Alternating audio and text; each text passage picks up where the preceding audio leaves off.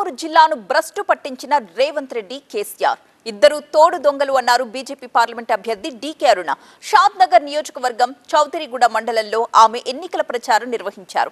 పాలమూరు రంగారెడ్డి ప్రాజెక్టుకు జాతీయ హోదా తేలేని డీకే అరుణకు ఓటు అడిగే హక్కు లేదు అన్న కేసీఆర్ పై డీకే అరుణ ధ్వజమెత్తారు. పాలమూరు రంగారెడ్డి ప్రాజెక్టు డిపిఆర్లను అడ్డగోలుగా పెంచి దోచుకున్న కేసీఆర్ నా గురించి మాట్లాడేది అన్నారు డీకే అరుణ.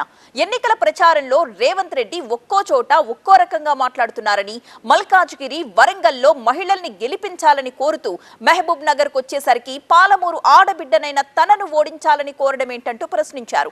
కల్వకుర్తికి చెందిన కాంగ్రెస్ పార్టీ అభ్యర్థి స్థానికేతరుడు అని, పాలమూరు ఆడబిడ్డనైన తనను గెలిపించాలని మహబూబ్ నగర్ పార్లమెంట్ నియోజకవర్గ ఓటర్ విజ్ఞప్తి చేశారు. దేశంలో అనేక కార్యక్రమాలు ఈ దేశానికి ప్రజల కోసం, పేద ప్రజల కోసం, రైతన్నల కోసం, మహిళల కోసం, విద్యార్థుల కోసం, బడుగు బలహీన వర్గాల కోసం వారికోస్ వెయిన్స్ వ్యాధికి కేవలం 30 నిమిషాల్లో చికిత్స. కాల్ చేయండి 9989527715.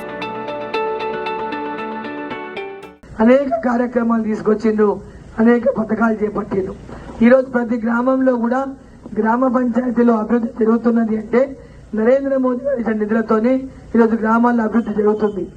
గ్రామాల్లో సీసీ రోడ్లు కానీ, అంగన్వాడీలో భోజనాలు కానీ, మధ్యాహ్నం స్కూలు భోజనాలు కానీ, మహిళలకు మరుగుదొడ్లు కానీ, ఉజ్వల గ్యాస్ కింద గ్యాస్ ఉచితంగా గ్యాస్ కనెక్షన్లు కానీ, అదేవిధంగా పేదవాళ్లకు ఉచితంగా రేషన్ బియ్యం కానీ, ఈరోజు కరోనా టీకాలు కానీ, ఈరోజు పేదవాళ్లకు దేశమంతా ఇండ్లు ఇచ్చిండ్రు.